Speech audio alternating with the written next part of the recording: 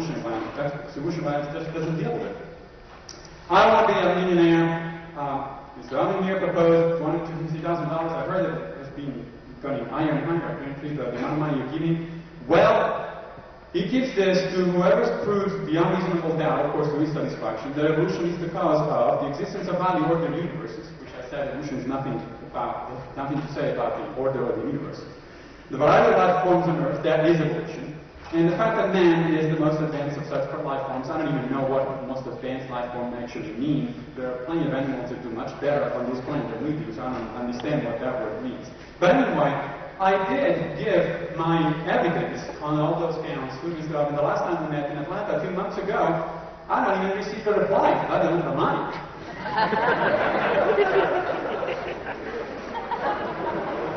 Now, Mr. Alvin's tall tales are very interesting. The kind of tales that you find in the following sources. One of the things, if you visit his website, is very instructive. I spent countless enjoyable minutes on it. For example, he believes that dinosaurs live among us. And what is the truth? Well, by golly, there is a picture of the Loch Ness Monster over there. Of course, that has been debunked, and that kind of pictures you find usually things like the Weekly World News, together with a jumping at Blockbuster, and the Chicago woman has 3 brains, and things of that sort. That's the kind of evidence that we have. He claims that picture has not been debunked. It has.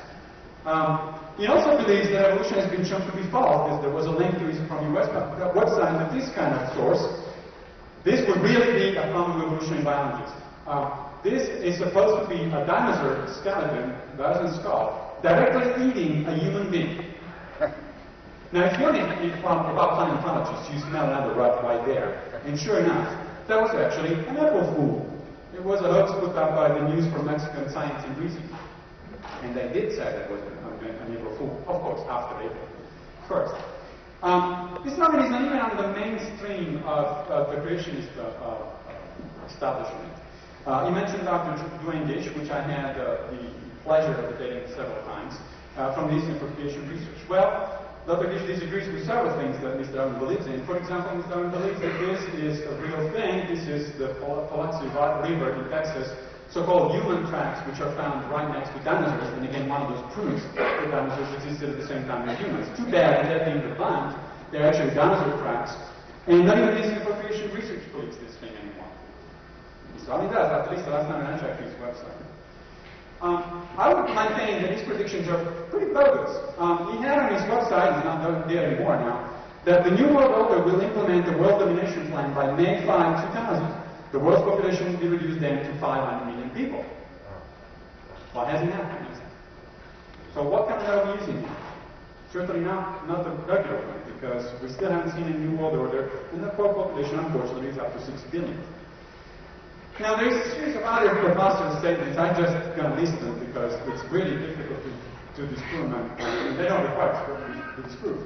The Smithsonian Institute killed thousands of people to augment their collection of human missing links. 5 billion people could drown in Loch Ness, and nobody would notice. Do you have any idea of how large? Loch Ness is large, but it's not that large. 5 billion people is a lot of people. Evolution is responsible for that in the Indians. Meaning the Americans, the Native Americans. I don't know what that is talking about, so I had to do some research. And it turns out actually that the Trail of Tears, which is what he's referring to, the forced removal of the Cherokees, happened in 1838. Well, the origin of species, which marks the beginning of evolution of biology, was probably in 1859. That was about, what, 30 years later. How can evolution be responsible for something at the time in which it happened? Evolution wasn't even around. The Great Pyramid was not built by the Egyptians. Well, don't tell that to the Egyptians because they're very proud of it. UFOs are Satan's way of getting around. I don't think there's any evidence that UFOs are even around, let alone that Satan uses them as spaceships. And what would Satan need spaceships anyway? And finally, microchips will play an important part in the mark of the beast. I don't even know what that is, but probably if it refers to Bill Gates, I could probably believe that. So, I think there is only one reality out there. One of us is profoundly mistaken. Of course, you can guess who I think is profoundly mistaken. You have to decide for yourself, of course, not tonight. My main goal tonight was really to confuse your ideas as much as possible. That is the first step toward enlightenment. Once that you're not so sure of your position, then you can start going on there, go to the library, read some books, read some articles, keep thinking about these things for the rest of your life, because they're not that easy. 17-year-olds do not grasp these topics on the spot, and neither does anyone else over here. But so you have these two choices. Innumerable scientists with legitimate PhDs who brought in the car, the computer, and McDonald's on one side. Well, they tell you that don't look for the evidence, think for yourself. But look at the evidence, the real evidence.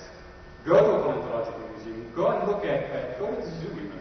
Go and look at these things and see if it doesn't make sense to think that they are related to each other by common descent. Or, you can listen to somebody who has a clear ideological agenda. Incidentally, there is a variety of ideological beliefs among scientists.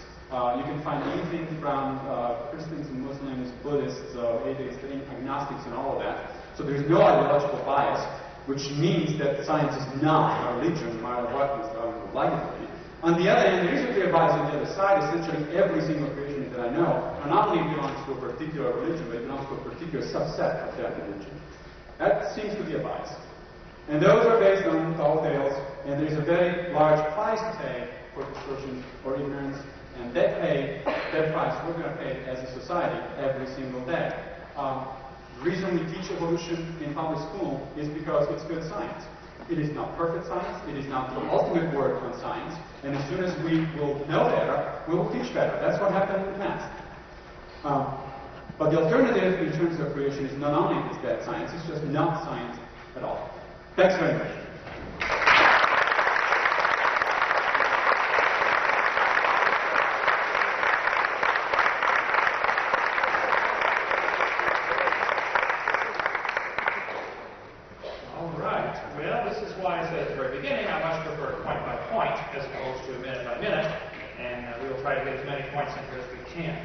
You mentioned in the beginning of this debate that you were a member of the Skeptic Society or something like that. I wondered if you are skeptical of evolution, or just skeptical of everything other than evolution. I don't think you've applied much effort to being skeptical of what you yourself have been taught. I think that'd be wise. The examples you gave of evolution, like HIV virus, saying it mutates, well, it is still a virus. And the obvious point I would like to make on this is the fact that so many people are getting these sexually transmitted diseases starts making God's word look an awful lot better. He was right from the beginning. One man, one woman for a lifetime. No premarital sex, no extramarital sex, no homosexuality, no bestiality. That's what God said right at the beginning because he knew what was best. I think maybe God was pretty smart.